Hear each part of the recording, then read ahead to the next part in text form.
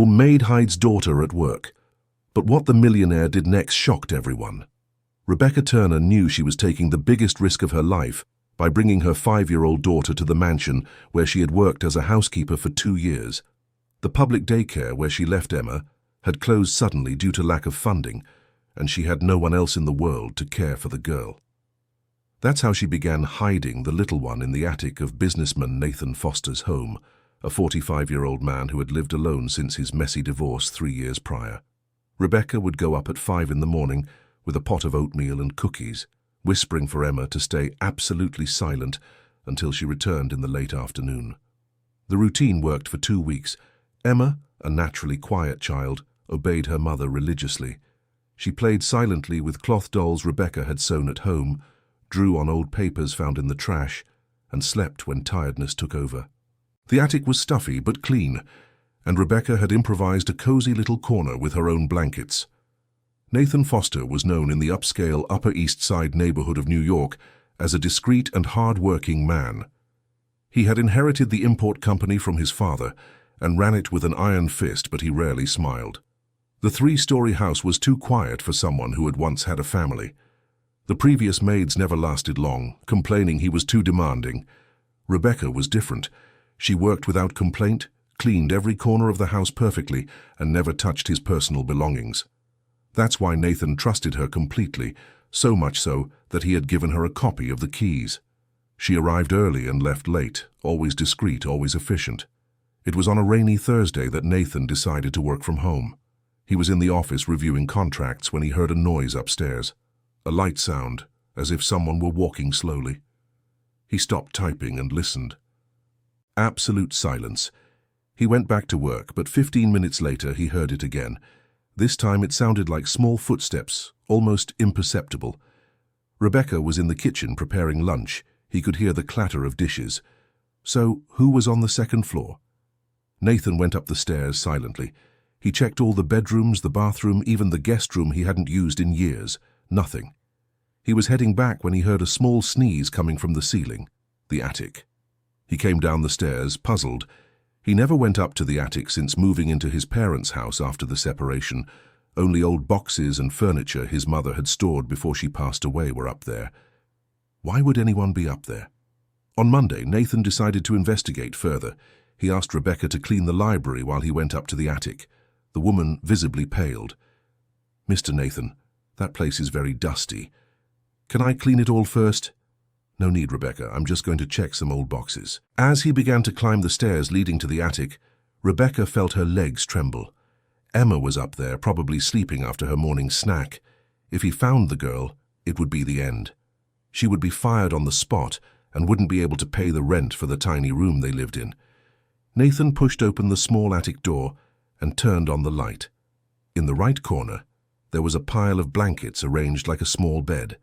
Next to it, a plastic cup with water and some cookies wrapped in a napkin. His heart raced. Someone was living in his house without him knowing. He came down the stairs heavily, his face more serious than ever. Rebecca was in the library pretending to arrange books, but her hands were shaking. "Rebecca, I need to talk to you." The woman turned slowly, her face as pale as paper. She knew she had been discovered. "Yes, Mr. Nathan." "Who is living in my attic?" The silence that followed was deafening. Rebecca lowered her head, tears beginning to stream down. There was no way to lie now. He had seen the evidence. "She's my daughter, sir. She's 5 years old." Nathan felt as if he'd been punched in the stomach. A child, a 5-year-old child, had been living hidden in his house for weeks. "Your daughter? Rebecca? What is going on here?" "The daycare closed, sir. I have no one to leave Emma with. My mother passed away last year and I had no choice." Rebecca's voice broke completely. She clung to the bookshelf as if she might faint at any moment. "She stays quiet all day, sir. She doesn't make noise, doesn't touch anything. I bring her food and water. She doesn't bother anyone." "Rebecca, this is—" Nathan stopped mid-sentence. He was going to say it was unacceptable that she was fired, that he never expected such a betrayal.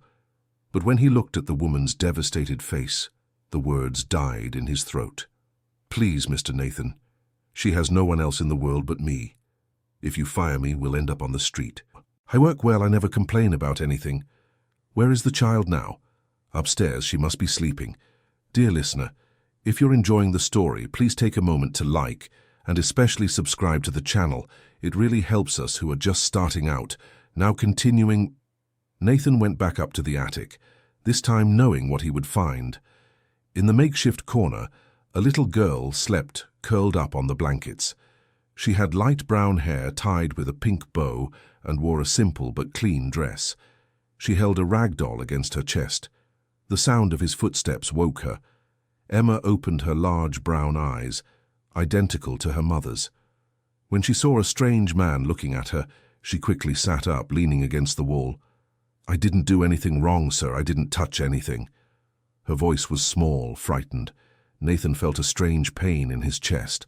The child was clearly terrified, but tried to be polite even in her fear. What's your name? Emma, sir. Emma, can you come down with me? Your mother is downstairs.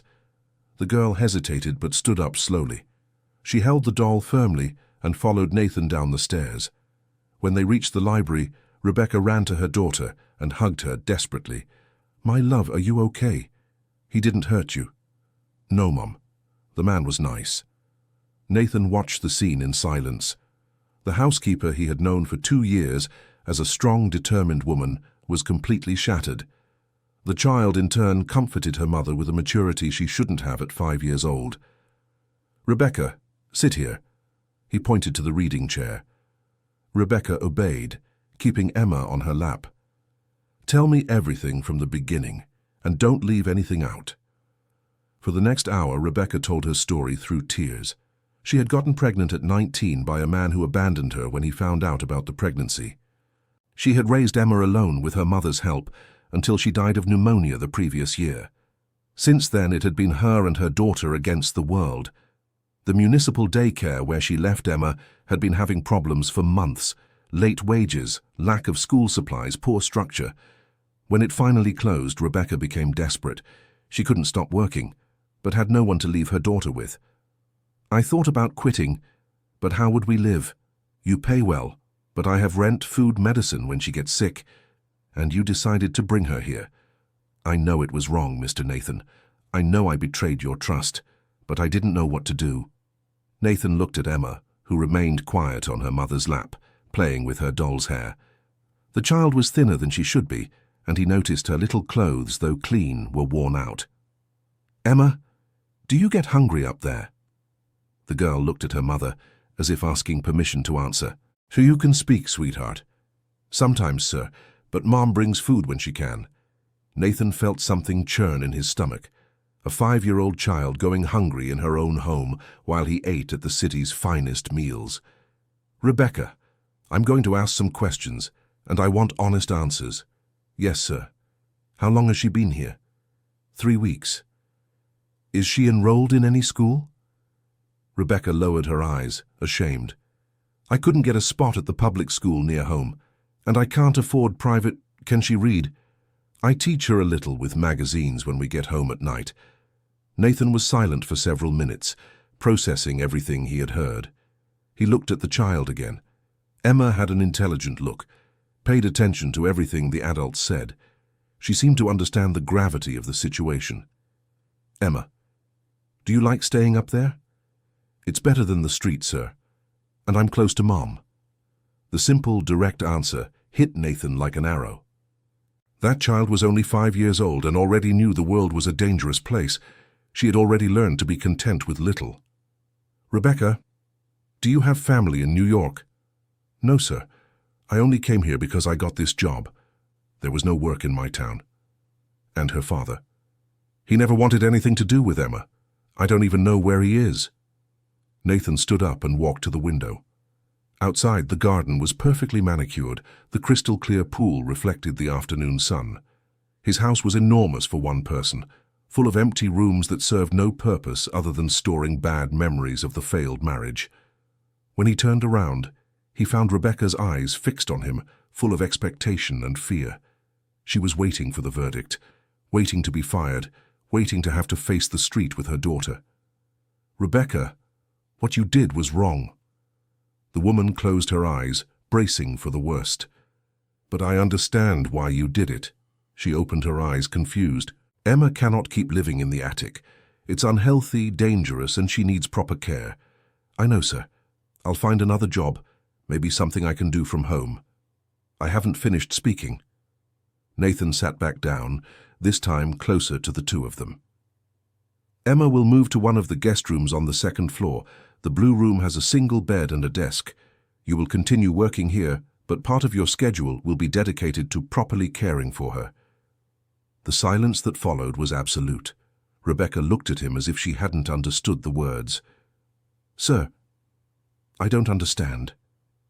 "I'm saying you both can stay, but with some conditions." Emma smiled for the first time since she had come down from the attic. Rebecca began to cry, but now with relief. "First condition, total honesty from now on. If there are any problems, you tell me immediately." "Yes, sir." "Second condition, Emma will start school. I will arrange for her to enter a private school nearby." "Mr. Nathan, I can't pay." "Who said you're going to pay?" Rebecca was completely lost. None of this made sense. Employers didn't do these things. She had invaded his privacy, lied for weeks, and he was offering help. "Why are you doing this?" Nathan hesitated. The truth was too complicated to explain at that moment. The truth was that his ex-wife had lost a pregnancy in the 5th month, and the relationship had never recovered from the tragedy. The truth was that he had always wanted to be a father, and never had the chance. The truth was that house had been empty for years, and the presence of a child, however strange the situation, had brought something he didn't even know was missing. Because every child deserves a chance. It was a simple answer, but it carried a truth he was still discovering about himself. That same afternoon, Nathan left the house and returned with bags full of children's clothes, educational toys, and books. Emma looked at everything with wide eyes, as if she were in a dream. "Is all of this for me?" "It is now." The girl ran to Rebecca and whispered something in her ear. Her mother smiled and nodded. "She wants to know if she can give you a hug to say thank you." Nathan knelt down to Emma's level. The girl approached slowly and gave him a tender but quick hug, as if she were still afraid of doing something wrong. "Thank you, Uncle Nathan." Uncle.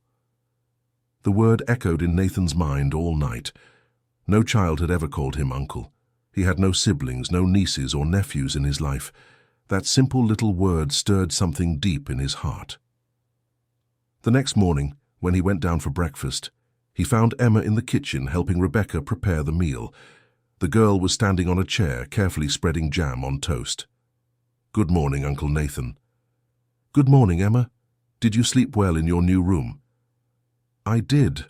The bed is very soft, and there's a window where I can see the garden."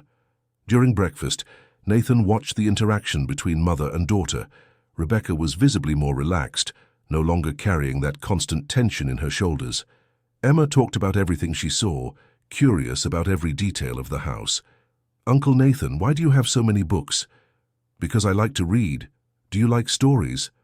"Mom reads to me before bed, but we only have 3 little books. Now you have many more." After breakfast, Nathan had a serious conversation with Rebecca about the new arrangements. Her salary would be increased, as her responsibilities now included caring for Emma during the day. The girl would be enrolled in a private school near the house, and Nathan would take care of all educational expenses. "Mr. Nathan, this is too generous. I don't deserve—" "Rebecca, stop thinking that way. You work very hard, you're honest, and you're raising a polite and intelligent girl. You do deserve a better opportunity." During the first weeks of the new arrangement, Nathan discovered how different it was to have a child in the house. The mansion, once silent, was now full of life. Emma hummed softly while she played, asked questions about everything, and ran through the hallways with contagious energy. The girl quickly adapted to the routine. In the morning after breakfast, she would play in the garden or in the playroom Nathan had improvised in the old secondary office. In the afternoon, when Rebecca was busy cleaning, she would draw or look through the children's books he had bought. Nathan began coming home from work earlier. He told himself it was to oversee the new arrangements, but the truth was he enjoyed talking with Emma. The girl had a unique perspective on the world, making observations that made him smile. One day she showed him a drawing she had made. "Look, Uncle Nathan, it's our family." On the paper, 3 stick figures were holding hands in front of a big house, a woman with brown hair, a little girl, and a tall man in a suit. Family. Yes, me, Mom, and you. We live together, so we're a family. Nathan put the drawing in his important documents folder. That night, he looked at the paper for a long time before going to sleep. The changes did not go unnoticed by the neighbors. Mrs. Dorothy, the closest neighbor, a 70-year-old lady who had lived alone since her husband passed away, began to see a child playing in Nathan's garden. One Saturday morning, she rang the doorbell. "Nathan, may I speak with you?" "Of course, Mrs. Dorothy. Come in." "I don't mean to intrude, but I noticed a child playing here in the garden. You didn't tell me you had gotten married again." Before Nathan could answer, Emma came running from the kitchen, where she was having coffee with Rebecca. "Uncle Nathan, Mom wants to know if you'd like more coffee." "Mrs." Dorothy looked from Nathan to the girl, clearly confused. "Mrs. Dorothy, this is Emma. Emma, say hello to Mrs. Dorothy." "Good morning, Ma'am. Very nice to meet you." The girl's manners impressed the neighbor. "And this is Rebecca, my employee, and Emma's mother." Rebecca appeared in the living room, a bit shy. Mrs. Dorothy was known for being a gossip and critical of anything she considered outside the norm. "Good morning, Ma'am. Rebecca takes care of the house, and Emma is staying here because all children deserve a safe place to grow up." Nathan's explanation was vague, but Mrs. Dorothy didn't press. She observed how naturally the girl behaved in the house, as if she really lived there. "Emma, how old are you?" "5, ma'am, but I'll be 6 soon. Uncle Nathan said I'm going to have a birthday party." Mrs. Dorothy looked at Nathan with surprise. A birthday party? Was he really getting that involved with the child? After the neighbor left, Nathan realized he would have to deal with more situations like that. People would start asking about his personal life, about the new residents in his home. Even though he didn't owe anyone explanations, he knew that gossip could eventually create problems. It was Rebecca who brought up the subject a few days later. "Mr. Nathan, people are going to start talking. A housekeeper living in the house with her daughter. They might think things that aren't true." "What kind of things?" "Well, sir, you know, they might think there's something between us beyond a professional relationship." Nathan hadn't considered that possibility, but Rebecca was right. Gossip could be harmful to everyone, especially for Emma when she started school. "And what do you suggest?" "Maybe it would be better for us to rent a small room nearby. With the raise in salary, we could afford something simple." "No." The answer came quickly and firmly, surprising even Nathan. "I don't want you to leave. This house is too big for one person and, well, I like having you here." It was the first time he had openly admitted that their presence did him good. Dear listener, if you're enjoying the story, please take a moment to leave a like and especially subscribe to the channel. It really helps us who are just starting out. Now continuing. The solution came unexpectedly. Mrs. Dorothy's sister, who lived in Santos, came to visit her and learned about Nathan's situation. Mrs. Margaret was a more modern woman, 68 years old, who had raised 3 children alone after being widowed young. "Nathan, may I offer some unsolicited advice?" "Of course, Mrs. Margaret." "That girl and that woman have brought life to your home. I saw how you smile when you talk about Emma. Don't let gossip from people with nothing better to do ruin something that's doing everyone good." "But Mrs. Dorothy is right when she says people will talk. Let them talk. Anyone who has the heart to criticize a man who is helping a child needs to check their priorities." Mrs. Margaret's words stayed in Nathan's mind. She was right. Why should he care about other people's opinions when he was doing what he considered right? The first test came the following week, when he took Emma to see the school she would attend.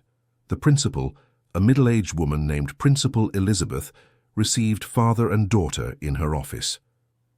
"Mr. Foster, I have the enrollment form here. I just need you to confirm some of Emma's details." "Actually, I'm not her father." The principal stopped writing and looked at him. "I'm sorry?" "Emma is Rebecca's daughter, who works in my home. I'm here as..." financial sponsor for her education, the situation was clearly unusual for the principal. She looked at Emma, who was sitting quietly in the chair, flipping through a children's book she had picked up from the table. "I see, and where is the mother?" "Working. I offered to handle the bureaucratic part." "Mr. Foster, I need to speak with the child's mother in person to authorize you to be responsible for school matters." The next day, Nathan, Rebecca, and Emma returned to the school. Principal Elizabeth spoke at length with Rebecca about the family situation. Rebecca explained that she had no close relatives in New York and that Nathan had offered to help with Emma's education. "It's an uncommon situation, but I see you are fully aware of what you are authorizing, and the girl is clearly well cared for." During the conversation, Emma explored the principal's office with curiosity. She stopped in front of a small aquarium with colorful fish. How beautiful! How do they breathe underwater? The question demonstrated the girl's natural curiosity, impressing the principal. "Emma, have you studied before?" "Mom teaches me to read with magazines. I can write my name and count to 100. "Very good. Let's do a little test to see which class you fit into best." The test revealed that Emma was advanced for her age.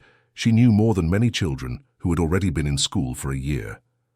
She can start directly in first grade, even though she's still young. She has the maturity and knowledge to keep up. Rebecca was moved to learn that she had managed to teach her daughter so much, even with limited resources. On the first day of school, Nathan made a point of taking Emma personally. The girl was nervous, clinging to his hand. "What if the other children don't like me?" "Emma, you are a polite, smart, and caring girl. Any child would be happy to have you as a friend." At the classroom door, the class teacher, Mrs. Anderson, warmly welcomed the new student. "Emma, what a joy to have you here. Come meet your classmates." Nathan crouched down to the girl's height. "Remember what we talked about. If you need anything, just tell the teacher and she'll call me." "Okay, Uncle Nathan. Thank you for bringing me to school." She gave him a quick hug and entered the classroom. Nathan stayed outside for a few minutes, watching through the window as she introduced herself to the class. His chest felt tight in a strange way, as if he really were a father leaving his daughter at school for the first time. In the afternoon, when he went to pick her up, Emma ran out of the classroom with a huge smile. "Uncle Nathan! Uncle Nathan! I made 3 friends, Lauren, Sophia, and Emily." On the way home, she didn't stop talking about the first day. She told about the activities, the classmates, the tasty snack the school served. Nathan listened attentively, asking questions about every detail. At home, Rebecca waited anxiously to hear how it went. "Mom, the school is beautiful. It has a huge library and a playground with a swing." Seeing her daughter's happiness made Rebecca cry with emotion. For years, she had dreamed of giving Emma a quality education, but she never imagined it would be possible. "Mr. Nathan, I don't know how to thank you." "Rebecca, stop thanking me. Seeing Emma happy is enough." And it was true. Nathan discovered that the girl's genuine joy was contagious in a way he didn't expect. His evenings had gained a new ritual. Listening to Emma talk about her day at school during the dinner they now had together, the 3 of them, at the kitchen table. Meals became special moments. Emma talked about the lessons, showed the drawings she had made, asked questions about everything. Rebecca felt more comfortable joining the conversations, and Nathan discovered he liked that family atmosphere he had never experienced before. 1 month after school started, Principal Anderson requested a meeting with Emma's guardians. Nathan and Rebecca went to the school together, feeling somewhat apprehensive. "Emma is an exceptional student, but I'm concerned about one thing." Rebecca's heart raced. What trouble could her daughter be causing? "She is far ahead of her classmates. She finishes activities quickly and has nothing to do. I believe it would be best for her to skip to the 2nd grade." The suggestion surprised them both. Emma was only 5 years old, but she showed the ability to keep up with older children. "Wouldn't it be harmful for her, being with older children?" "In terms of content, no. Socially, she adapts well. She's mature for her age and relates easily to everyone. What do you think?" Nathan and Rebecca discussed the matter at home. When Emma learned of the proposal, she was excited by the idea of new challenges. "Uncle Nathan, does that mean I'm smart?" "It means you are very clever and that you need to learn more difficult things to keep growing." The move to the 2nd grade went better than they expected. Emma adapted quickly to the new class and soon made new friends. Her notebooks always came home with praise from her teachers. It was around this time that Nathan began helping her with homework. Every night after dinner, they would sit at the dining table, and she would show him what she had learned.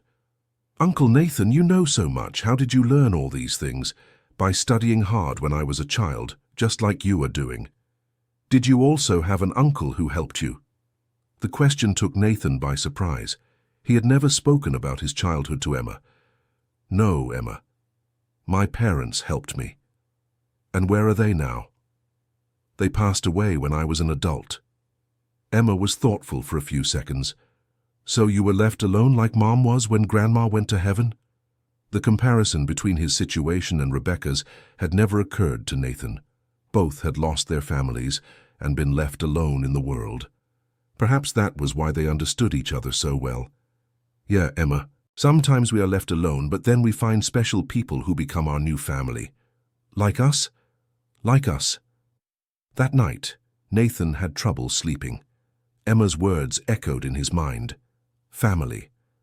That's what they had become, even if in an unconventional way. A family chosen by circumstance, but one that worked better than many traditional families he knew. Emma's first birthday in the house was an important milestone for everyone. She turned 6 at a party Nathan organized in the garden. They invited her friends from school, Mrs. Dorothy and Mrs. Margaret, and some neighbors who had become close. Emma wore a pink dress with bows that Nathan had personally chosen. It was her first birthday party, with so many guests and so many presents. "Uncle Nathan, can I make a wish?" "Of course, it's your birthday. I wish you would always be my uncle. Forever."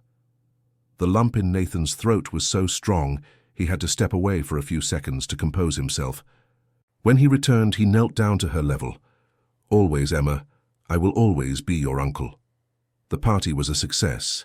The children played in the garden, the adults made small talk, and the feeling of normal family life that Nathan felt grew stronger. Mrs. Margaret pulled him aside late in the afternoon. "Nathan, may I make an observation?" "Of course. You've changed a lot since they arrived. You're lighter, you smile more, you seem to be really living instead of just existing."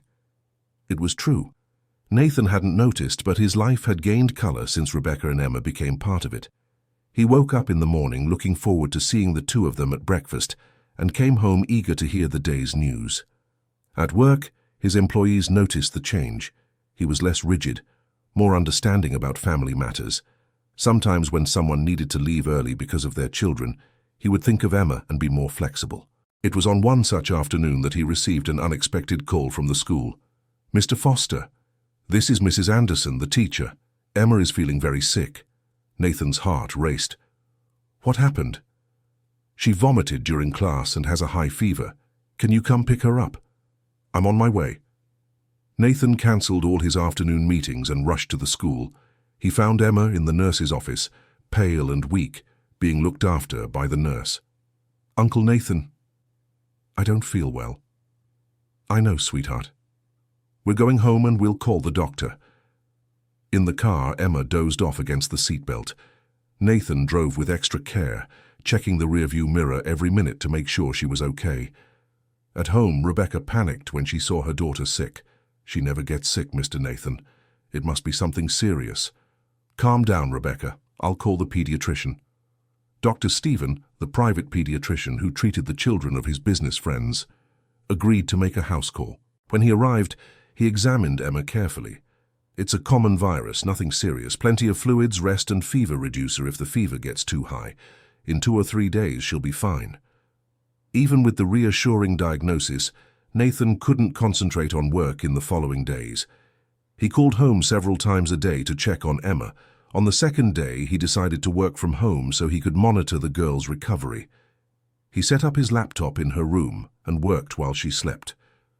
When Emma woke up in the afternoon and found him there, she gave a weak smile. "Uncle Nathan, you didn't go to work?" "Today the office is here.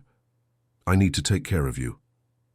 Like Sophia's dad took care of her when she was sick. The comparison to a real father affected Nathan in an unexpected way. Emma saw him as a father figure even without saying it explicitly. Yeah, like Sophia's dad. During her recovery, Nathan read stories to Emma, kept her company while she ate soup, and discovered a patience he didn't know he possessed. Rebecca watched everything with surprise and gratitude. "Mr. Nathan, you didn't have to cancel your appointments for our sake. Rebecca, Emma is the priority. Work can wait." It was the first time Nathan had put personal matters above business. Throughout his adult life, work had been his only priority. Now, a 6-year-old girl had completely changed his perspective.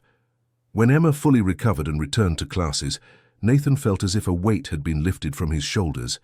He was officially and completely in love with that child, as if she were his own daughter. It was around this time that he began to rethink his entire life. The big empty house no longer made sense just for him. Professional success lost its meaning if he had no one to share it with. For the first time in years, Nathan allowed himself to dream of a different future. A future that included Rebecca and Emma permanently. The idea started small but grew until it became a certainty. Nathan wanted to legally adopt Emma. He wanted her to have his last name, to be able to make medical and educational decisions without needing complicated authorizations from Rebecca. He wanted her to feel truly like his daughter, but how to broach the subject with Rebecca? How to explain that he wanted to formalize a situation that had begun by chance? The opportunity arose during a casual conversation over dinner. Emma had gone to brush her teeth, leaving the two adults alone at the table. "Rebecca, can I ask you a personal question?" "Of course, Mr. Nathan." "Have you ever thought about getting married again? About giving Emma a father?" The question caught Rebecca completely off guard. She blushed slightly. "I never thought about that, sir. After the experience with Emma's father, I prefer to keep my distance from relationships. I understand. Hey, but what if someone came along who wanted to be a true father to her?" "It would depend on the person, I suppose." Nathan hesitated. He was testing the waters, but didn't know how to proceed without seeming completely inappropriate. "And what would you think if I expressed interest in adopting Emma?" The silence that followed was long and tense. Rebecca stared at him as if she hadn't understood the words. Adopt? Legally. It would be simpler for school matters, medical issues, and she would have more legal security. Rebecca lowered her eyes, processing the proposal.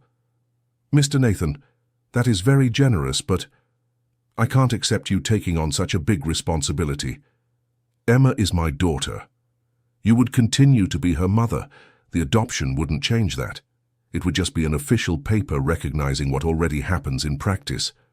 But, sir, what if one day you get married again? What if your future wife doesn't want a child that isn't hers biologically?" Rebecca's question revealed a concern Nathan hadn't considered. Indeed, a new marriage could complicate the situation. "Rebecca, any woman who didn't accept Emma wouldn't be the right person for me." It was a sincere answer, but Rebecca still seemed hesitant. "Can I think about it?"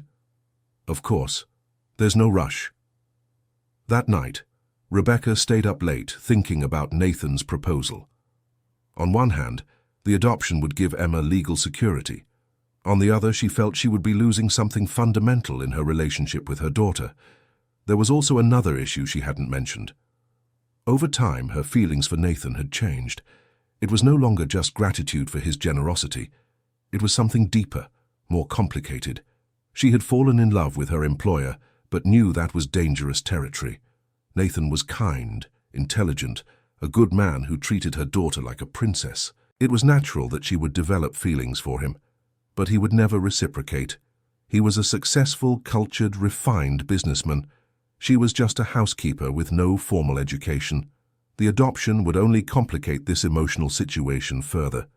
Meanwhile, Nathan also spent sleepless nights thinking about the matter.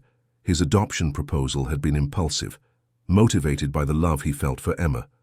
But upon calm reflection, he realized his motivations were more complex. He did want to adopt Emma, but he also wanted Rebecca in his life permanently, not as an employee, but as a companion. He just didn't know how to approach that issue without seeming like he was taking advantage of her dependent situation. The weeks that followed were marked by a strange tension between the two adults. They talked normally about everyday matters, but avoided touching on the topic of adoption. Emma, with her sharp child's perception, noticed something had changed. "Mom, are you sad?" "No, sweetie, why do you ask?" "You get quiet when you have coffee with Uncle Nathan. Did you have a fight?" "We didn't fight, honey. We're just thinking about some important things." "What things?" Rebecca didn't know how to explain the dilemmas she was facing to a 6-year-old. "Adult things, Emma." The answer didn't satisfy the girl, who decided to investigate on her own. During her homework that night, she questioned Nathan. "Uncle Nathan, why are you and Mom different?" "Different how?" "You don't talk like before, and Mom stares into the distance when she thinks no one is looking." The girl's observation surprised Nathan. He hadn't realized the tension between him and Rebecca was being noticed. "Sometimes adults get worried about difficult decisions, Emma." "What decisions?" Nathan hesitated. Would it be appropriate to involve a child in that conversation? About the future of our family. "We are a real family, right, Uncle Nathan?" "Yes, we are, Emma." "Then why are you worried?" Emma's simple question hit the heart of the matter. If they were a family, why were they complicating things so much? That night, after Emma went to sleep, Nathan decided to have a definitive conversation with Rebecca. "Rebecca, can we talk?" "Of course, Mr. Nathan." They sat in the living room facing each other. The initial silence was uncomfortable. "I feel my adoption proposal made you uncomfortable. It wasn't my intention." "It's not discomfort, sir. It's complicated." "Can you explain what's complicated?" Rebecca took a deep breath. It was time to be honest about her feelings, however risky it was. "Mr. Nathan, in the last few months, my relationship with you has changed a lot. I don't feel just gratitude anymore. I have developed feelings I shouldn't have." Nathan felt his heart race. Was Rebecca admitting she felt something for him? What kind of feelings? The kind a housekeeper shouldn't have for her employer. The silence that followed was loaded with meaning. Rebecca kept her eyes down, ashamed of her confession. Nathan processed what he had just heard. "Rebecca, look at me." She timidly raised her eyes. "Do you think I proposed adoption, just for Emma?" "I don't understand." "My feelings have changed too. I haven't seen you as just an employee for a long time." Rebecca's heart raced. Could it be that he reciprocated her feelings? "How do you see me then?" "As the woman who brought life to this house. As the mother of the child who became the daughter I never had. As someone I would like to have by my side forever." Nathan's words were everything Rebecca had dreamed of hearing, but also everything she most feared. The social difference between them still existed. "Mr. Nathan, this is crazy. We're from different worlds. We are different people, but that doesn't mean we can't be together. You are a successful businessman. I'm just a... You are an intelligent, hard-working woman who raised a wonderful daughter alone. You are stronger than any woman I've ever known." Nathan's words were sincere, but Rebecca still had doubts. And what will people say? The class difference, the prejudices. "Rebecca, I've learned one thing in the last few months. People's opinions don't matter when you find true happiness." Nathan stood up and knelt in front of the chair where Rebecca was sitting. "I'm proposing not only to adopt Emma, but also to marry you. I want us to be a real official family forever." Rebecca began to cry. It was too much emotion to process at once. "Nathan, is this serious?" It was the first time she had called him by his name without the Mr. Nathan smiled. "More serious than any decision I've ever made in my life." "And Emma? Does she know anything?" "Emma already considers us a family. I'm just proposing to make official what she's always known." Rebecca wiped her tears and looked into Nathan's eyes. "Are you sure you want to take on the responsibility of a child forever?" "Emma is already my daughter in my heart. The paperwork is just a bureaucratic detail." "And if in the future you want biological children?" "I already have my daughter. Emma is all I need." Nathan's answers dispelled Rebecca's last doubts. It was risky, but it was also the chance to give Emma a complete and stable family. "Then I accept. I accept marrying you and letting you adopt Emma." Nathan stood up and kissed her gently. It was their first kiss, and it sealed the beginning of a new chapter in their lives. In the next room, Emma had woken up to get a drink of water and had overheard the adults' conversation from the hallway. She didn't understand all the words, but she grasped the essential part. They were going to be a real family forever. She smiled in the dark and went back to sleep, dreaming of the dress she would wear at her parents' wedding. The next morning, Nathan and Rebecca called Emma for an important talk. "Emma, how would you feel if Uncle Nathan became your real dad?" The little girl's eyes sparkled. "A real dad? With papers and everything?" Nathan laughed at the expression. "That's right, with papers and everything.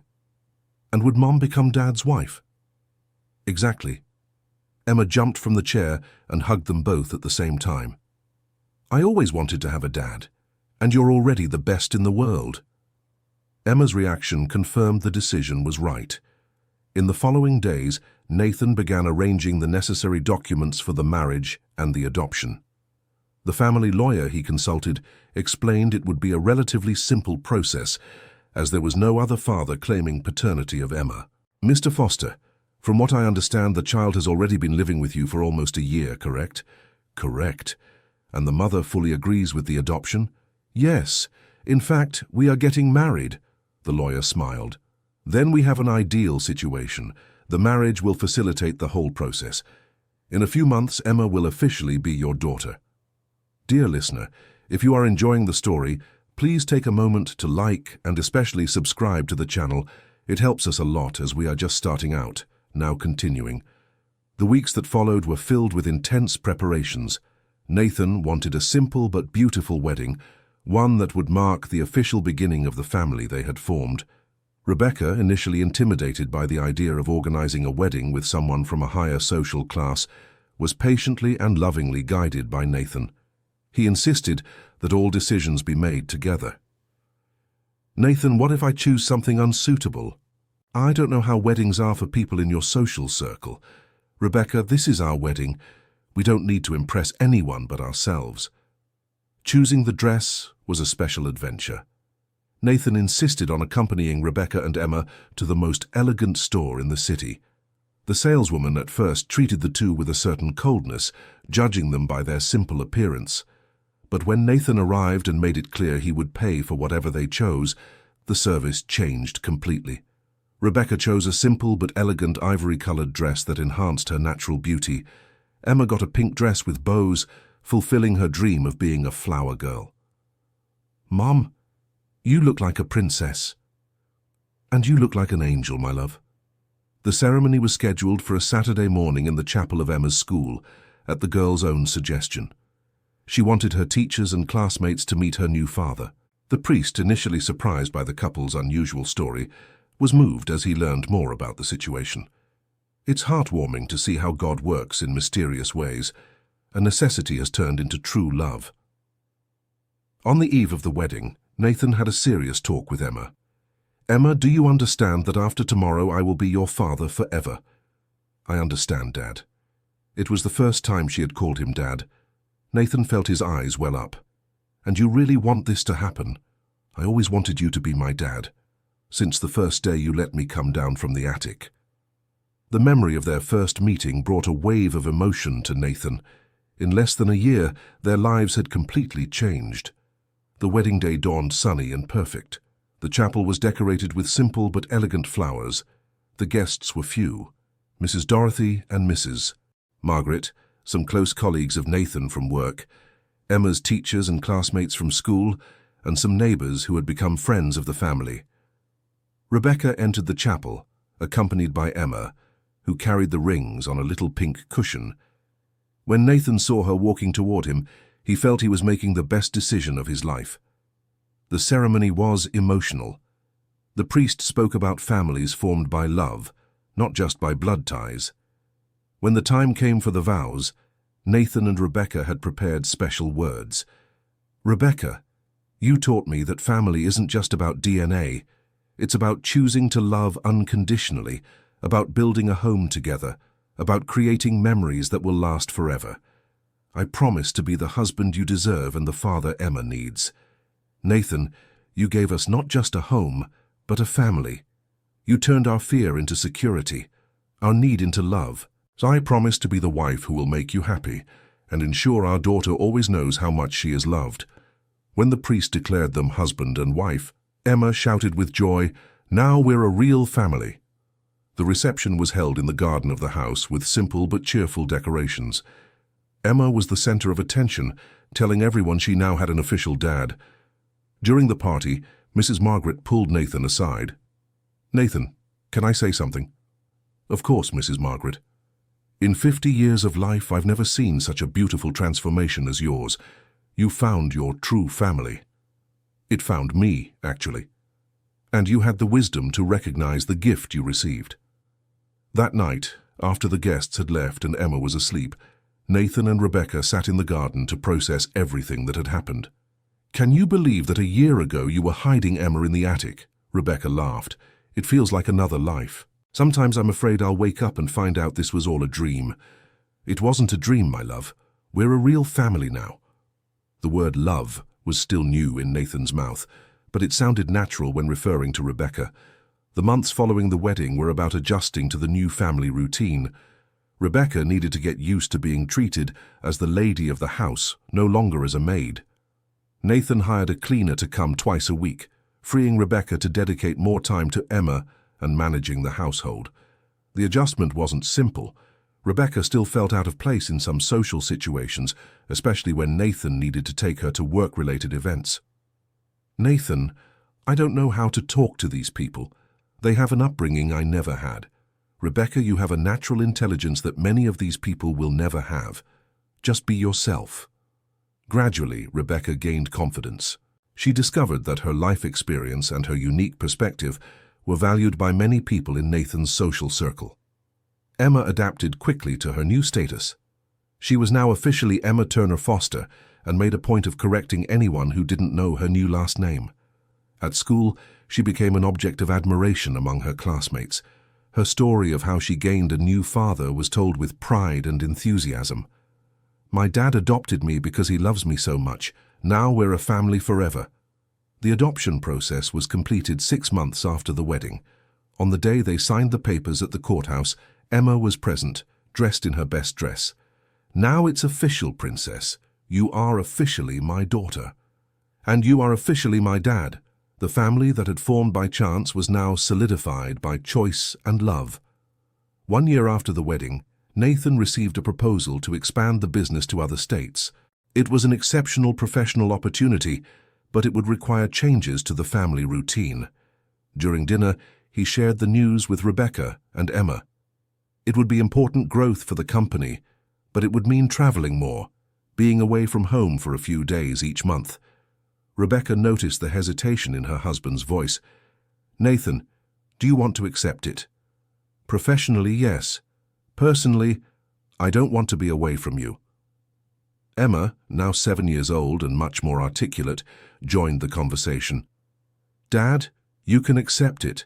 We understand that work is sometimes important. But I don't want to miss any important moments in your life, Emma."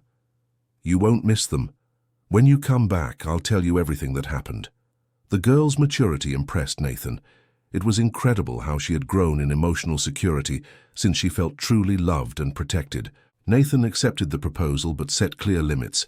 He would never be away for more than 3 days in a row, and all trips would be planned in advance so as not to interfere with important family events. The new routine worked well.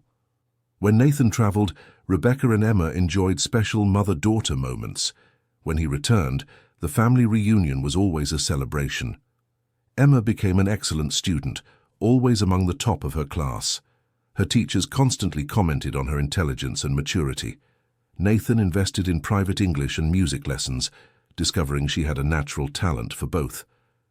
"Dad, when I grow up, I want to work with you at the company." "You'll have to study a lot for that, Princess." "I will study. I want to be as smart as you." Emma's determination to follow in her adoptive father's footsteps moved Nathan deeply. It was as if she had truly inherited his ambition and dedication. Rebecca, in turn, discovered a passion for social work. She began volunteering at a municipal daycare center, helping other mothers who were going through the same difficulties she had faced. Nathan, I thought of something. What if we created a program to help single mothers find jobs and daycare for their children? Rebecca's idea was brilliant. Using Nathan's business contacts and her personal experience, they could make a difference in the lives of many families. They created the NGO Mothers United, which offered professional training for women in vulnerable situations, as well as partnerships with companies to provide jobs and daycare. The project became Rebecca's personal fulfillment. Seeing other women overcoming difficulties similar to those she had faced gave new meaning to her own journey. Emma, even as a child, participated in the NGO's activities on weekends, playing with the younger children and helping organize materials. "Mum, when I grow up, I also want to help mothers who have nowhere to leave their children." The social sensitivity Emma was developing filled both Rebecca and Nathan with pride. She was growing into a person aware of her blessings and willing to share them. 2 years after the marriage, the family received unexpected news. Rebecca discovered she was pregnant. The discovery was a reason for joy, but also for concern. How would Emma react to the arrival of a sibling? How would the family dynamic change? Nathan was radiant at the prospect of having a biological child, but worried about ensuring Emma didn't feel threatened. "Emma, we have some news for you." "What news?" "You're going to get a little brother or sister." Emma's eyes widened. "Really, I'm going to be a big sister." "Yes, you are. How do you feel?" "Happy. I always wanted to have a sibling. Can I choose the name?" Emma's positive reaction reassured her parents. Throughout the pregnancy, she was excited and helpful, helping prepare the baby's room and talking to her mother's belly. When Oliver was born, Emma, then 9 years old, became the most dedicated sister in the world. She helped care for the baby, sang him to sleep, and insisted on being part of all the care. "Dad, does Oliver look like me when I was a baby?" Nathan looked at his 2 children and smiled. Emma had become as much his daughter as Oliver was. To him, there was no difference between the two. "You are both equally perfect and equally my children." Oliver's arrival completed the family in a way none of them had expected. The house, which was once silent and empty, was now always full of laughter, baby cries, play, and conversation. Rebecca divided her time between caring for the newborn and managing the rapidly growing NGO. Nathan had become a dedicated father, actively participating in raising the children despite his professional responsibilities. Weekends were sacred for the family. They had picnics in the garden, went to the park, visited museums, or simply stayed home building memories. Emma became a brilliant student, always at the top of her class. By age 10, she was already reading books intended for teenagers and showed a particular interest in science and math. "Dad, at school the teacher said I can participate in a math Olympiad. Can I?" "Of course, Princess. You can participate in as many Olympiads as you want." Nathan invested heavily in Emma's education, not out of pressure, but because he saw the girl's immense potential. She absorbed knowledge like a sponge and always asked for more challenges. Oliver grew up surrounded by love and attention. Emma treated him as if he were her living doll, always caring for, playing with, and protecting him. The age difference between the siblings created a special bond of complicity. When Oliver turned 2, the family decided to take a special trip to celebrate Nathan and Rebecca's 4-year wedding anniversary. They went to a beach inn in Cape Cod. It was their first vacation trip all together as a family. On the beach, Emma taught Oliver how to make sandcastles, while Nathan and Rebecca walked hand in hand along the shore. Can you believe everything that's happened since that day in the attic? Sometimes it seems surreal. A desperate decision turned into the greatest blessing of our lives. Do you regret anything? Just one thing. What? Not having had the courage to open up to you sooner. We could have been happy even earlier. Nathan stopped walking and kissed his wife. The timing was perfect, Rebecca. Everything happened when it was supposed to. On the last night of the trip, while the children slept, Nathan and Rebecca sat on the inn's porch to talk about the future. "Rebecca, I have a confession to make." "What confession?" "When I found Emma in the attic, my first reaction was anger. I felt betrayed. And what changed? I looked at her and saw a frightened but polite child who was just trying to survive. and I looked at you and saw a mother who would do anything to protect her daughter.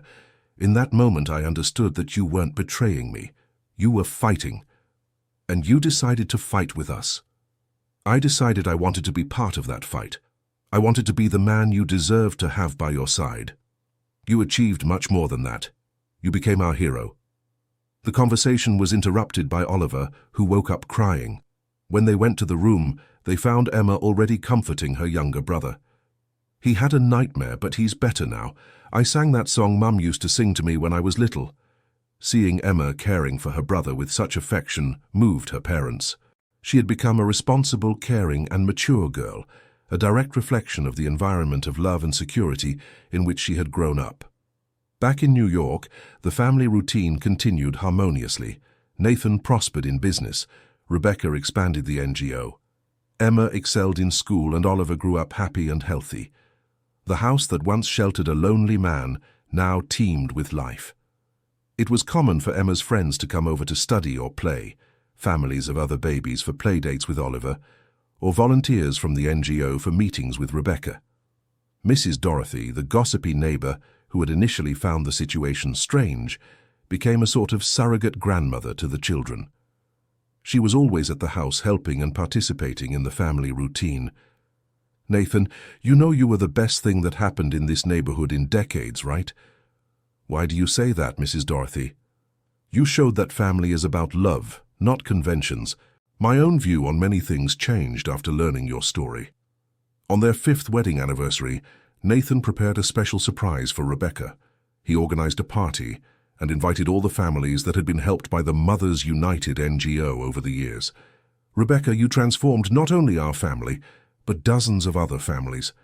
I wanted you to see the real impact of your work. The party was emotional. Several mothers shared stories of how the program had changed their lives. Children who had been helped by the NGO played in the garden with Emma and Oliver. Mrs. Rebecca, you gave me a chance when no one else would. Today I have my own home, and my son studies at a good school. Mrs. Rebecca, the training course you offer helped me get a job in administration. I never thought it would be possible. Hearing the testimonials made Rebecca realize how her own experience of hardship had transformed into strength to help others. Emma, now 12, had become an exceptional young woman. She actively participated in the NGO, helping with children's activities and demonstrating admirable social awareness. At school, she was recognized not only for her intelligence, but also for her kindness towards classmates who struggled. Her teachers described her as a natural leader. Dad, I want to study business administration in college, so I can help you with the company, and Mom with the NGO. Emma, you can choose any career you want. You'll have our full support.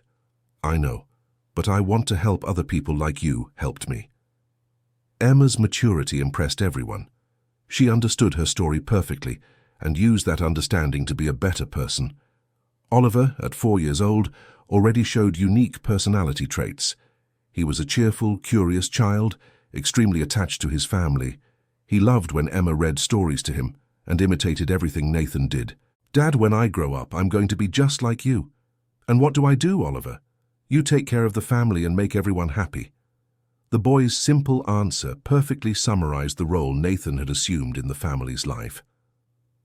One Sunday afternoon, while having lunch together in the garden, Rebecca reflected. Nathan, remember when you asked me why I was doing all that? Hiding Emma, lying about the noises. I remember. I said I had no choice, but actually, I had choices. I could have quit my job, sought help from social services, or tried other alternatives. And why didn't you? Because I sensed you were a good person, that if you discovered our situation, you wouldn't hurt us. How did you know? The way you treated people, the respect you showed, the kindness even when you were stressed. I bet on your character. And if you had bet wrong, then we would have left the house and tried something else. But I was right. You are exactly the person I thought you were. The conversation was interrupted by Emma, who brought a photo album she had organized as a school project. Look what I made, the story of our family. The pages showed photos from Emma's first day of school, through the wedding, Oliver's birth, family trips and everyday moments.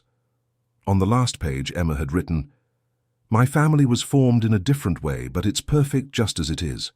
Dad didn't create me, but he chose me.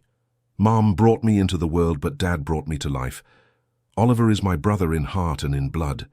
We are a family made of love, not DNA. Emma's words deeply moved Nathan and Rebecca. The girl had understood with her precocious wisdom the true essence of what it meant to be a family. That night, after the children fell asleep, Nathan and Rebecca sat in the living room where it had all begun years before. You know what amazes me most about our story? What? How a situation of despair turned into so much happiness. Emma was in need, hidden in an attic, and today she's a confident and brilliant young woman. You were alone and desperate, and today you run an NGO that helps hundreds of families. I was empty and bitter, and today I have more love than I ever imagined possible. And Oliver growing up in the middle of all this, surrounded by love from day one. Exactly. He will never know the loneliness or fear that we knew. Nathan, can I ask you a question? Always. Do you ever miss your previous life? The tranquility, the simplicity of not having family responsibilities? Nathan thought for a few seconds before answering. Never. Not for a second. That life was empty, Rebecca. I merely existed, I didn't live. Now I live intensely every day. Even when Oliver is crying at night, or when Emma is going through some teenage crisis. Especially in those moments. They are the moments that show we are a real family, with real problems and solutions built together. 7 years had passed since that morning when Nathan went up to the attic and found a girl hiding. Now, looking back, it seemed impossible that their lives had ever been different. Emma graduated high school as the class valedictorian. In her speech, she spoke about unconventional families and the importance of recognizing that love takes many forms. Not all families are formed in the same way, but all true families are built on the same foundation. Unconditional love. Emma's speech was met with a standing ovation from the entire graduation. Nathan and Rebecca cried with pride in the audience, watching that girl they once hid in an attic become an articulate and self-assured young woman. After graduation, Emma was accepted into the best university in New York to study business administration. She decided to live at home during college, to continue helping at the NGO, and to be there for her brother's growth. Oliver, now 10 years old, had become a smart and affectionate boy, popular at school and passionate about soccer. It was common for the house to be full of his friends on weekends playing ball in the yard. The Mothers United NGO had become a national reference in working with women in vulnerable situations. Rebecca received invitations to give lectures in other cities, sharing her experience and work methodology. Nathan expanded the business significantly, but always prioritized family quality of life. He rejected proposals that would require moving to other cities or extensive travel. On a Saturday afternoon, while the whole family was gathered in the garden, Nathan received an unexpected call. It was from a journalist interested in telling the family's story for a television program. Mr. Foster, we learned about your family's story through a colleague who works in social services. We would like to interview you for a program about American families who overcome difficulties. The proposal sparked a family debate. Emma was excited about the idea of inspiring other people. Oliver was thrilled at the possibility of being on TV. Rebecca was apprehensive about the exposure. Nathan, do you think it's a good idea to expose our lives like this? It depends on how they intend to approach the story. If it's to inspire other families, it might be worth it. After discussions with the show's producers, the family decided to participate. The journalist assured them the focus would be on the positive message of overcoming adversity and the importance of supporting people in vulnerable situations. The filming took place in the family's own home. The journalist interviewed each member separately and then all together. When they asked Emma about how she felt being adopted, she answered naturally, "Adoption is when someone chooses you to be their family. It's even more special than birth because it means you were consciously wanted." Emma's response became one of the most memorable quotes from the program when it aired. Rebecca spoke about the transformation of her life and the importance of social support programs for mothers. When you're desperate, sometimes you make decisions that seem wrong, but are actually attempts at survival. What we need is a support network that helps before people reach desperation. Nathan addressed the issue of adoptive fatherhood and how it had changed his perspective on family. Being a father isn't about DNA, it's about being present, about supporting, about loving unconditionally. Emma taught me how to be a father just as much as I taught her to trust a paternal figure. The program aired on a Thursday night and had a much greater impact than they expected. The family received hundreds of messages from people who identified with the story. One of the most touching messages came from a single mother from another state. "Watching you gave me hope. I'm going through difficulties similar to what Rebecca went through. Seeing that it's possible to overcome gave me strength to keep fighting." Other messages came from people interested in adoption, couples who wanted to learn about the NGO, and families formed in unconventional ways who felt represented. The program's impact also brought more visibility to the NGO Mothers United. Donations increased significantly, allowing the expansion of programs to other regions.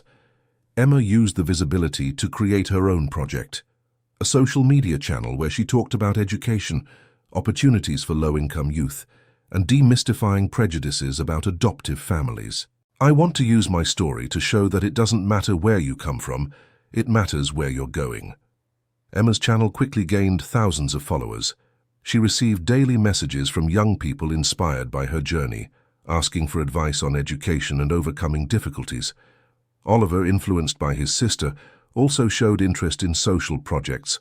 At 10 years old, he organized a toy drive at his school for children supported by the NGO. "Mum, I want all children to have toys like I do." The social awareness the children developed deeply proud Nathan and Rebecca. They were raising not just happy children, but human beings committed to collective well-being. In a later interview for a magazine, Rebecca reflected on the family's transformation. "We started as a housekeeper and an employer, two people alone caring for a child in a vulnerable situation. Today we are a solid family that works to help other families." Our story proves that the best families sometimes form in the most unexpected moments. Nathan added, "If someone had told me 10 years ago that I would be a father of 2 children, married to an incredible woman, and would dedicate part of my life to social work, I wouldn't have believed it. But sometimes life surprises us with gifts we didn't even know we wanted." The family continued to grow in every aspect. Emma became one of the top students in her class at university. Oliver developed exceptional talent for soccer, but always balancing sports with studies. Rebecca expanded the NGO to 5 towns in upstate New York. Nathan launched a social initiative at his company, offering first-job programs for youth from underprivileged communities. The house that was once silent and empty became the hub of a network of relationships and social activities. It was common to host families for dinner, volunteers for meetings, students for study groups, and friends for celebrations. Mrs. Dorothy, now 80 years old, remained a constant presence. She had become a sort of grandmother to the children and an informal advisor to the family. "Nathan, do you know that you've changed not only your own lives, but the lives of everyone who knows you?" "How so, Mrs. Dorothy?" "You've proven that it's possible to build something beautiful even when everything seems lost. That inspires people to believe there's always hope." On the 10th anniversary of the day, Nathan found Emma in the attic. The family decided to hold a special celebration. They invited all the people who had been part of their journey: teachers, colleagues, families helped by the NGO, friends and neighbors. The party took place in the garden of the house, decorated with photos that told the family's story over the years. Emma, now 15 and in her sophomore year of college, prepared a special speech. 10 years ago, I was a scared girl, hidden in an attic, not knowing if I'd have a future. Today I'm a confident young woman, studying at a great university, with a family that loves me unconditionally. This transformation didn't happen by chance. It happened because 3 people decided to love and fight together. Dad Nathan, you taught me that strength comes from kindness. Mom Rebecca, you showed me that courage sometimes means accepting help. Oliver, you teach me every day that joy is built from small moments. We are proof that family is about choice, not chance. The speech moved everyone present. Many people who had known the story from the beginning cried upon seeing how that girl had grown into security and self-confidence. Oliver, now 12, also wanted to speak. I was born into a family that was already ready to love me. My parents had learned how to be a family with my sister Emma. So, from the first day of my life, I knew what it was to be loved unconditionally. I want everyone to know that having an adoptive sister is the coolest thing in the world because it means my parents chose to be a family twice. Oliver's words showed how he perfectly understood the family dynamic and valued the story that united them all. Nathan concluded the speeches. 10 years ago, I was an empty man living in an empty house. Today, I am a fulfilled father living in a house full of love. Rebecca taught me that generosity multiplies when shared. Emma taught me that fatherhood is about being present. Oliver taught me that happiness is built day by day. Our family proves that life's best gifts sometimes come wrapped in difficult situations.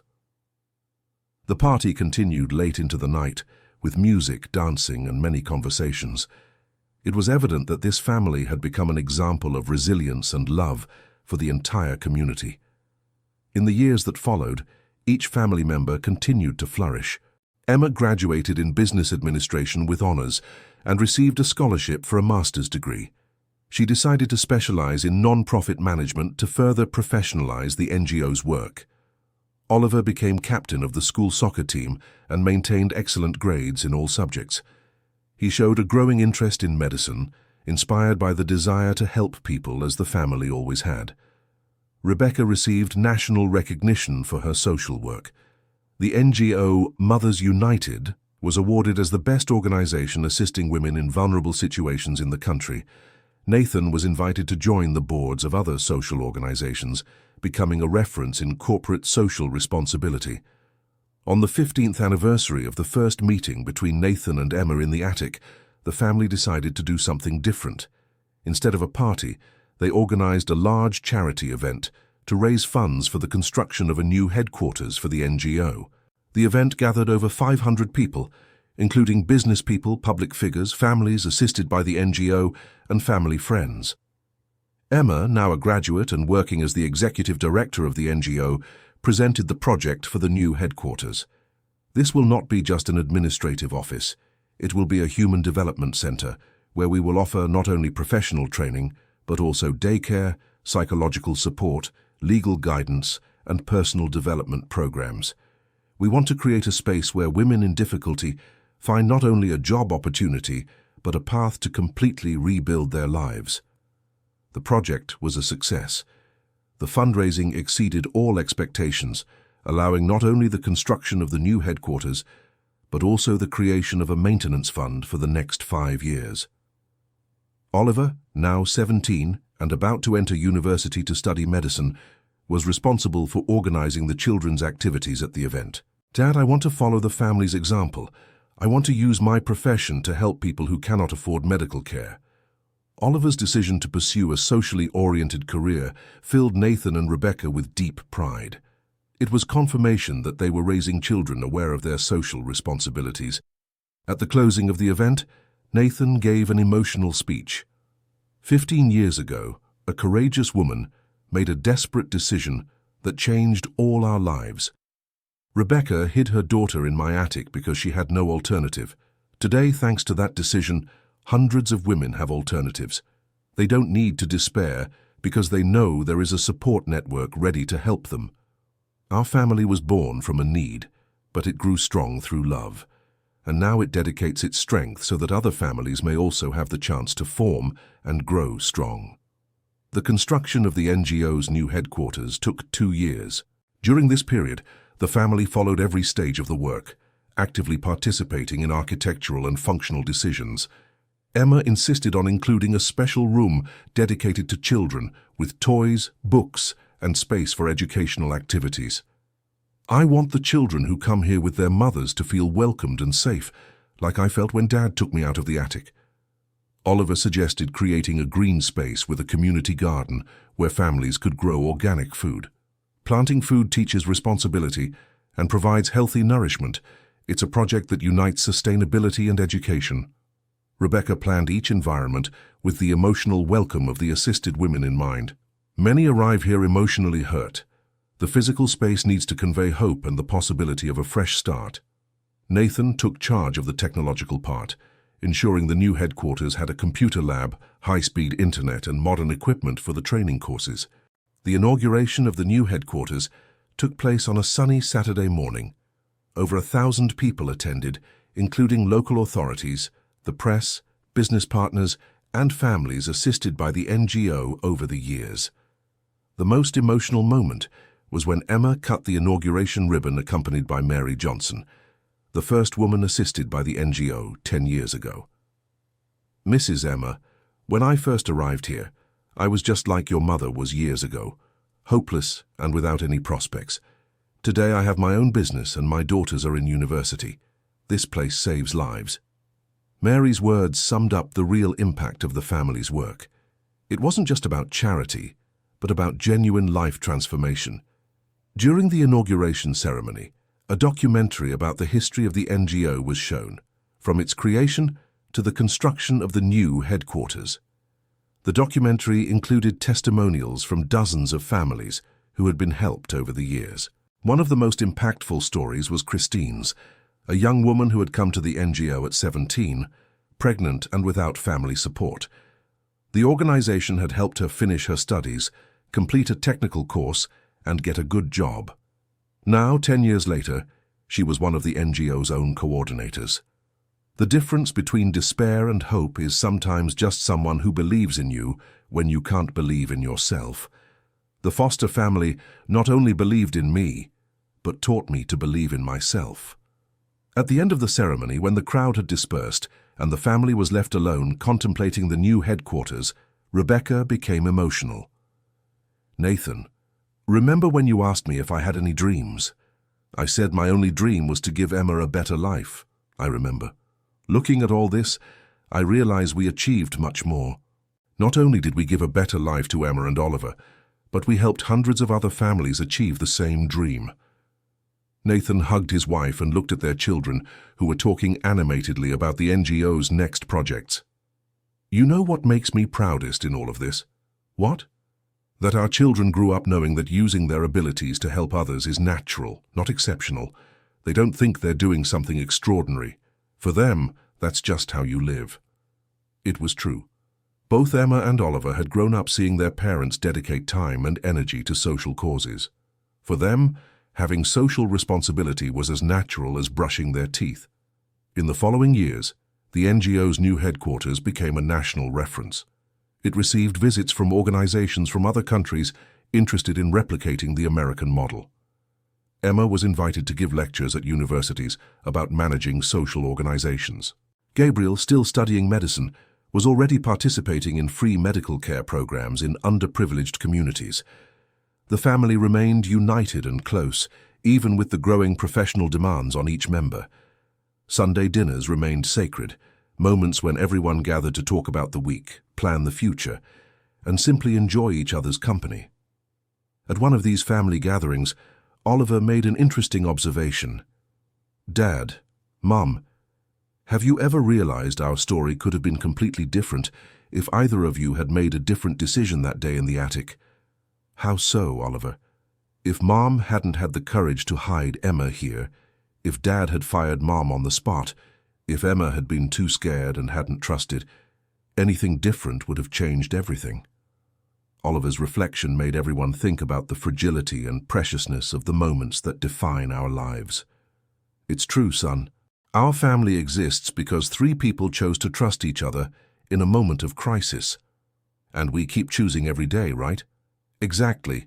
Family isn't something that happens once. It's something you build daily," Emma added. "And also because you taught us that when you receive help, you have a responsibility to help others. Our family grew because it helped other families grow." Emma's words perfectly summarized the cycle of generosity that had been established. They had been blessed with a second chance, and they used that blessing to give second chances to other people. 20 years after that morning when Nathan went up to the attic, the family gathered for a special celebration. Emma, now 25 years old, was engaged to James, a doctor she had met during a social project at the NGO. Oliver, a medical school graduate, worked at a community clinic that provided free care to low-income families. The celebration took place in the same room where, decades earlier, Nathan had met Emma for the first time when she came down from the attic. "You know, this room is historic for our family." "Why, Dad?" "This is where we truly met, where I decided you two would stay, where our family officially began." Emma stood up and walked to the exact spot where she had sat that day, hugging the rag doll. "I remember being so scared. I thought you would send me away and I'd never see Mom again. And now? Now I know I'll never be alone again. I have a family that chose me and that I choose every day." Oliver joined his sister. "And I grew up knowing that family is about choosing to stay together, even when it's hard. You taught me that before I even understood what it meant." Rebecca and Nathan were moved to hear their children express so clearly the values they had tried to instill over the years.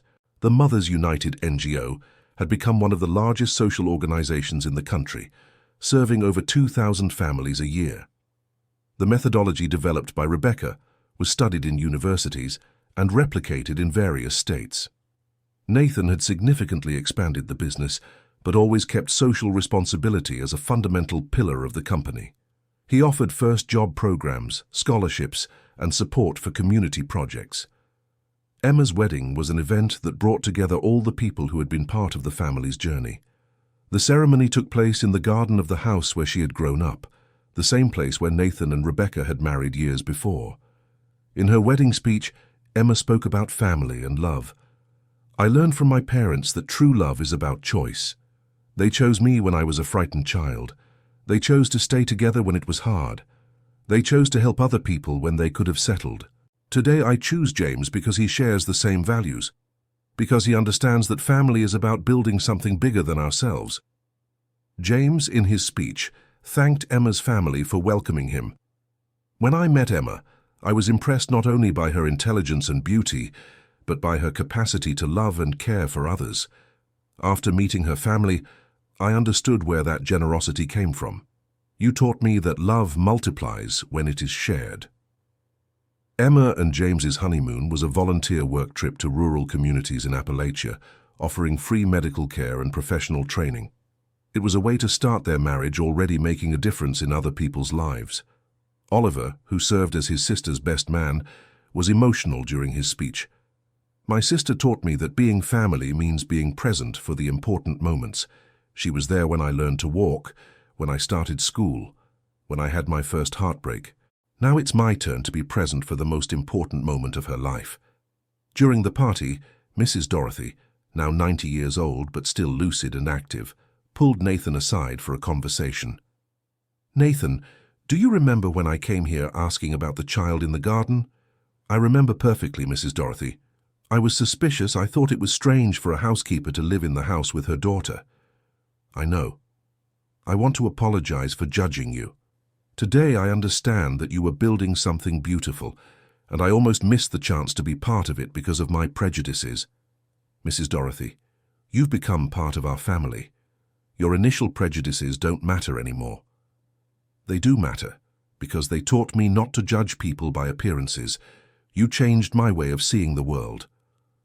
The conversation with Mrs. Dorothy made Nathan reflect on how many people had been positively impacted by his family's story, even indirectly. 1 year after Emma's wedding, Oliver announced he had been accepted into a residency program in social pediatrics, specializing in care for children in vulnerable situations. "I want to work with children living in situations similar to what Emma experienced. I want to be for them what Dad was for her." Oliver's choice deeply moved the family. It was the final confirmation that the values passed down had taken deep root. Emma and James moved to a house near the family, maintaining close ties. Emma continued running the NGO, now with her husband's support on medical matters. One day, during one of the family's Sunday gatherings, Oliver brought important news. "Family, I have an announcement to make. I've been accepted for a scholarship to specialize in humanitarian medicine in Canada." The news brought joy, but also apprehension. It would be the first time the family would be separated for a long period. It's an incredible opportunity, Oliver. But we'll miss you very much. I'll miss you all too, but I learned from you that sometimes we need to step out of our comfort zone to grow and help more people. When do you come back?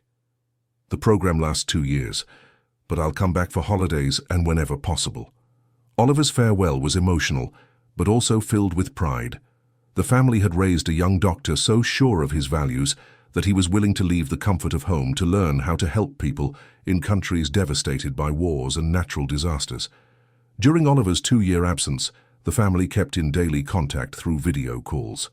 He shared his experiences treating refugees, orphaned children, and people in refugee camps. Family, you have no idea how our story helps me here. When I see a frightened and lonely child, I remember Emma in the attic.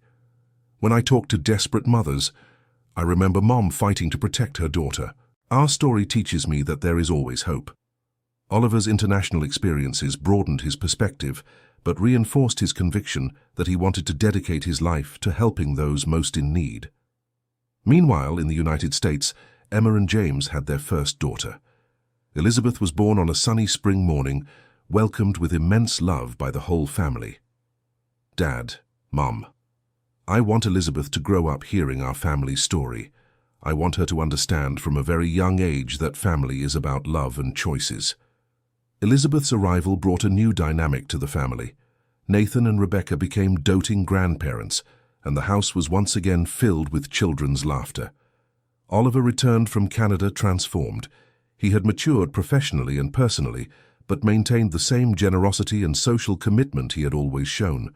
Family, I learned a lot in these 2 years, but the most important lesson is that no matter where you are, you can make a difference in people's lives, and that family is truly about love, because even being far away, I always felt loved and supported by you. Upon Oliver's return, the family organized a welcome party that gathered over 200 people. It was evident that the Foster family had become a center of positive influence in their communities. During the party, Oliver announced his next plans. I'm going to open a pediatric clinic specializing in free care for low-income families. I want to use everything I learned in Canada to help vulnerable American children. Oliver's project had the family's full support. Nathan helped with the initial financing. Emma secured partnerships with the NGO to identify families in need of care, and Rebecca assisted with the administrative organization. The clinic was inaugurated a year later, in a modern and welcoming building near the headquarters of the NGO Mothers United. On the first day of operation, there was a line of mothers with children waiting for care. Dr. Oliver, my daughter has been sick for days and I didn't have the money to take her to a private doctor. You are an angel. I'm no angel, ma'am. I just learned from my family that helping others is the most beautiful way to live.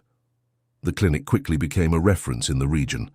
Oliver personally handled more complex cases, but also coordinated a team of residents and volunteers that significantly expanded the capacity for care. 25 years after the first meeting in the attic, the family gathered for a special celebration. Emma was now 30 years old with 3 children. Oliver, at 27, was engaged to Sarah, a nurse he had met at the clinic. Nathan and Rebecca, nearing 70, were beaming as grandparents to 4 grandchildren. The celebration took place in the garden of the house, decorated with photos that told the journey of the entire family over the years. Emma prepared a special speech. 25 years ago, a 5-year-old girl was hidden in an attic, scared and hopeless. Today, that same girl has a beautiful family, runs an organization that helps thousands of people, and is raising children who know the value of generosity. This transformation was only possible because 2 courageous adults decided to turn a crisis situation into an opportunity for love. Oliver added, I was born into a family that already knew how to love unconditionally. That's why I never doubted my worth or my abilities. I grew up knowing I had a responsibility to use my privileges to help those who didn't have the same opportunities. This social awareness shaped every decision of my professional life. Nathan was moved as he spoke. When I found Emma in the attic, I never imagined that moment would change not only our lives, but the lives of thousands of other people. Our family proved that love multiplies when shared, that generosity creates virtuous circles, and that true family is about choosing to love every day. Rebecca concluded, "I began this journey as a desperate mother trying to protect my daughter. Today I am a fulfilled grandmother who sees her values being passed on to a new generation." Our story proves that no matter how difficult your situation, there is always a possibility for transformation when you find people willing to believe in you. The party continued late into the night with music, dancing, and many stories shared. Nathan and Rebecca's grandchildren played in the same garden where Emma had learned to trust life again. Mrs. Dorothy, now 95, was still present, watching everything with satisfaction. "Nathan, Rebecca, do you know you've created a legacy that will last for generations?" "How so, Mrs. Dorothy?" "Your children learned to turn pain into purpose. Your grandchildren are learning that generosity is natural. This will be passed down from generation to generation." At the end of the night, when all the guests had left, the nuclear family gathered in the living room for an intimate moment of reflection. Nathan looked at each family member and was moved. "Do you know what the greatest gift I've received on this whole journey is?" "What, Dad?" "Discovering that love truly has no limits. That it's possible to love a child as if she were your biological daughter from the first meeting. That it's possible to fall in love with a woman not just for her beauty, but for her strength of character. That it's possible to see your children become better people than you ever dreamed of being." Emma stood up and hugged her father. "Dad, you gave me not just a family, but an example of how to live. Every decision I make, I ask, what would Dad do? And the answer always guides me to the right path." Oliver joined the hug. "And you taught me that men can be kind and strong at the same time. That true leadership is about serving, not dominating." Rebecca was the last to join the family hug. "And you taught me that true love is the kind that makes us better people. You made me discover strengths I didn't know I had." That night, when they finally went to sleep, Nathan reflected on the extraordinary journey his family had taken. From a desperate situation, a maid hiding her daughter in the attic, a solid, happy family committed to the well-being of others had been born. Emma had become a respected social leader, dedicated mother, and happy wife. Oliver was a doctor, committed to social justice, and was building a family based on the same values. Rebecca had transformed from a vulnerable maid into one of the country's leading references in social work. And he himself had discovered that true wealth was not in successful businesses, but in the deep and meaningful human relationships he had built. The NGO Mothers United now served more than 5,000 families a year in 10 different cities. Oliver's pediatric clinic had treated more than 15,000 children in its 3 years of operation. But beyond the impressive numbers, there was something deeper, a family that proved love overcomes any social barrier, that generosity creates virtuous cycles of transformation, and that life's most difficult moments can become the starting points for the greatest blessings. On the 30th anniversary of the first meeting in the attic, Nathan was 75, Rebecca 72. Emma, at 35, was nationally recognized as one of the leading figures in the American third sector. Oliver, at 32, had expanded his clinic to 3 units and was training doctors from across the country in social medicine. The family now included 7 grandchildren, 3 from Emma and 4 from Oliver. The big house was always full of children's laughter, lively conversations, and family projects. At the 30th anniversary celebration, organized by the children as a surprise for their parents, more than 1,000 people attended, former beneficiaries of the NGO, patients from the clinic, authorities, business people, relatives, and friends gathered to celebrate a story that had inspired significant social change. The main speech was given by Elizabeth, Emma's oldest granddaughter, now 10 years old. "Grandpa Nathan and Grandma Rebecca, you taught our family that love is about choice. Every day you choose to love us. And you taught us to choose to love other people too. When I grow up, I want to keep helping people like you taught us. I want our family to continue being an example that it's possible to make a difference in the world." The girl's speech moved everyone, showing that the family values were being successfully passed on to the 3rd generation. During the party, a book telling the complete story of the family was launched, with proceeds going to expand the social projects. The chosen title was From the Attic to the Heart, a story of love and transformation. The book quickly became a bestseller, inspiring thousands of people to rethink their own family relationships and social responsibilities. Rebecca, while flipping through the book during the party, was moved. Nathan, when we hid Emma in the attic, I never imagined our story would inspire other people. It's because our story proves that everyone deserves a second chance, that family is about love, not DNA, and that small acts of generosity can change the world. The party concluded with a musical performance by the family's children. The 7 grandchildren sang a song they had composed themselves about the importance of family and helping others. The lyrics said, "A family formed from love, not from blood, but from the heart Dad chose, Mom accepted, and love multiplied. Now we are many, but united. We learned that to help is to live, and that a true family is the one who chooses you." The children's voices singing about love and choice moved everyone present.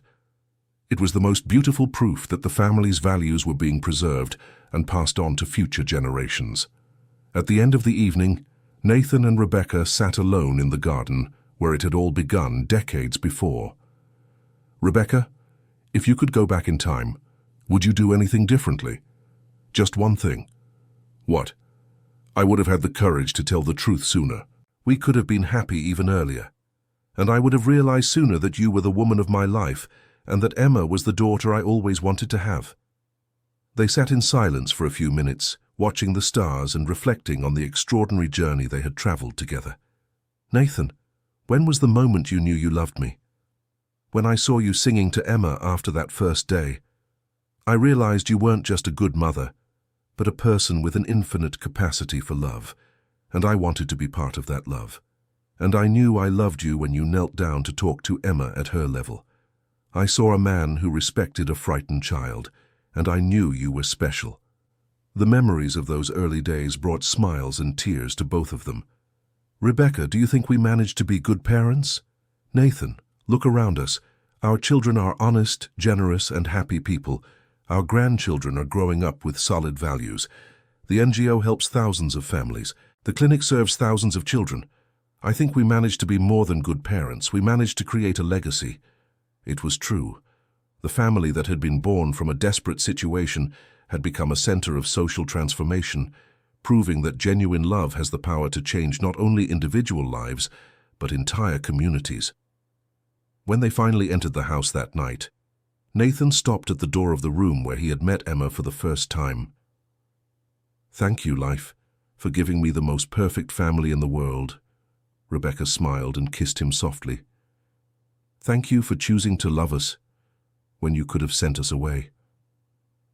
And so, 30 years after a desperate maid hid her daughter in the attic of the house where she worked, an extraordinary family continued to prove that true love knows no social barriers, that generosity multiplies when shared, and that life's most difficult moments can become the starting points for the greatest blessings. End of story. And now, dear listeners, I'd like to know, what did you think of this story of love, overcoming, and generosity? Do you believe situations like this can happen in real life? Leave your impressions about this family that formed in such a special way in the comments. Don't forget to like and subscribe to the channel so you don't miss other moving stories like this one. Thank you so much for your company.